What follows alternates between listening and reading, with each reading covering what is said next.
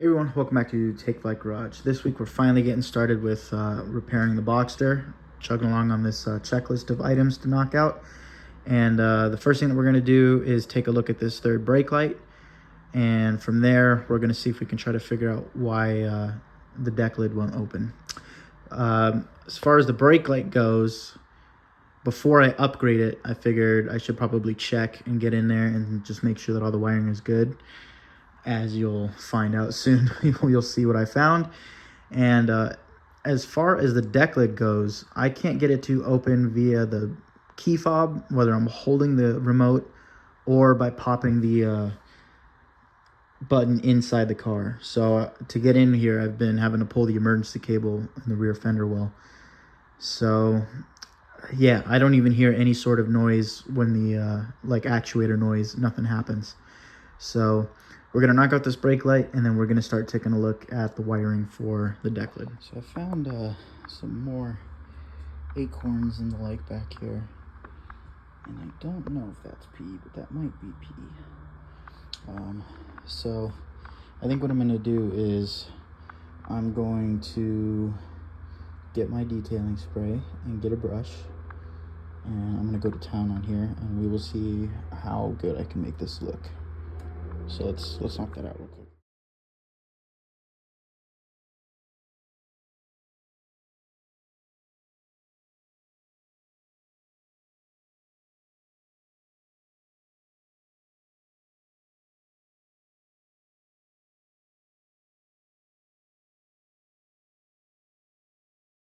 Okay, so we got everything reasonably clean for the time being. I also did like just a preliminary wipe with Lysol. I have a steam cleaner, so off camera, I'm going to come in here, throw a set of headphones on, and just kind of steam clean where I can.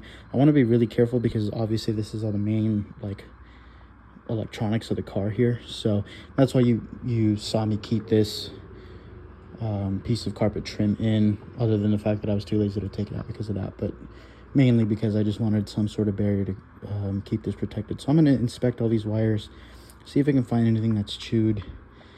And what I really wanted to show here is just what makes me really happy is that there's zero evidence that I can see of any sort of repair. There's no welding marks. This is all obviously factory undercoating, etc. There's no crunch marks, nothing where anything was pulled, no creases. So this car's never been in a rear end collision as far as I can tell. So that's really, really good. So I wanted to point that out here just as I was going through. What you would see if this had been hit would be creases, obvious indications where the car was hooked up to a frame and pulled, and then, you know, seam sealer that looked out of place, etc. So all this stuff looks good. So that's really good. So just a little bit more cleaning, and we will keep going from there.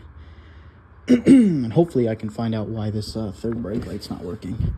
As far as I can tell, the wiring all looks intact. I mean, that looks like a mess, but it does look like, at least here, no one's tampered with anything. So I'm gonna do some homework on these relays. Maybe there's a fuse missing that I'm not aware of, and we'll just kind of keep it going from there. And hopefully we can knock out two birds in one stone with this video. Oh, turns out I needed to pull this carpet out. I'm making progress, folks.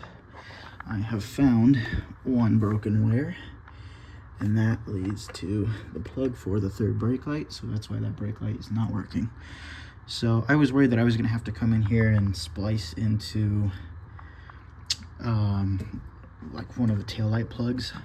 I was just gonna go that route, but both of these wires right here are there, and I think I can cut enough here, pull this out, and make some new extensions to go there. And this looks like someone has been here before because it's just two black wires versus the factory wiring is brown and black and brown, which is nice because over 30 years they didn't change anything. Brown is still ground everywhere. So I think if I do some wiring real quick, I can get this brake light working. The truth, I'm gonna hop in there, press on the brake pedal, and let's see if I get my brake light back. without starting any fires.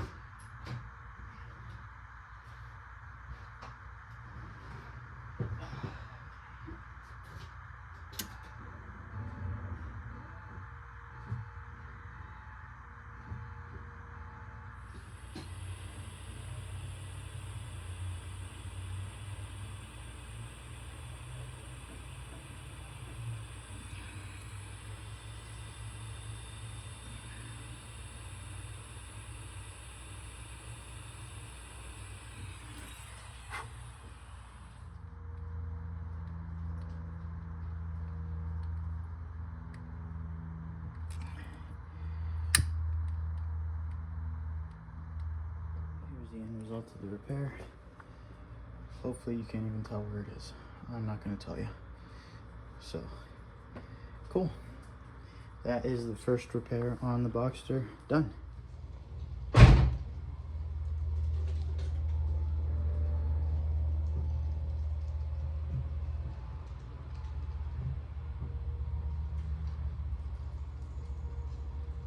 I'm happy to report that brake light is working. Took the car for a short test drive and that's all good. We got the carpet all back in place. Everything is tucked back there and you'd have no idea that there's a repair done. So that's how we want it done. We want everything soldered, connected the right way, and heat shrunk and protected.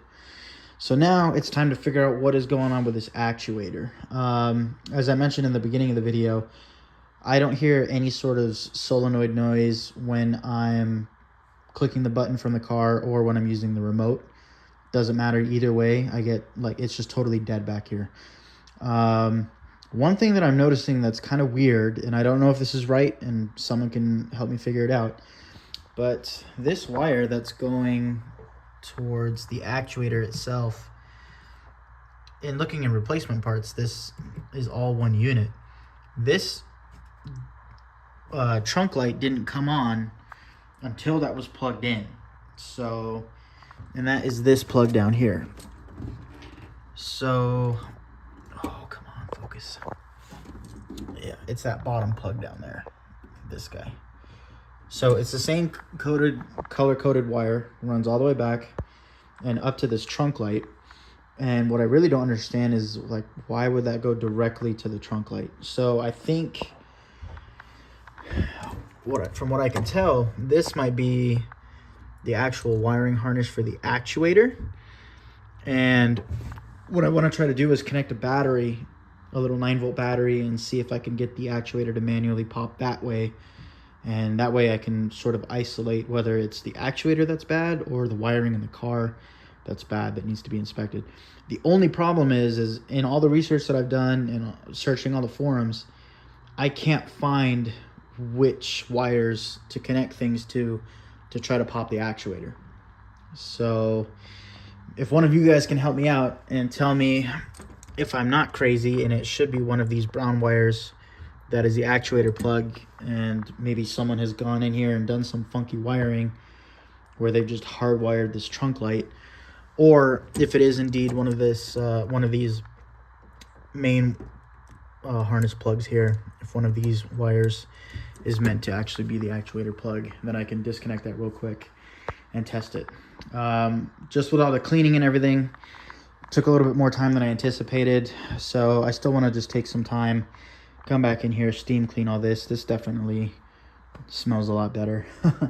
And we got the carpet to clean, but yeah, didn't get everything done that I wanted to in this video, but we are leaving with one more thing working than we started with, so I guess I can't complain too much about that. So thank you all for watching. Let me know anything about this whole trunk servo actuator. I'd be super appreciative for it, and we'll see you guys next week. We'll see what we find.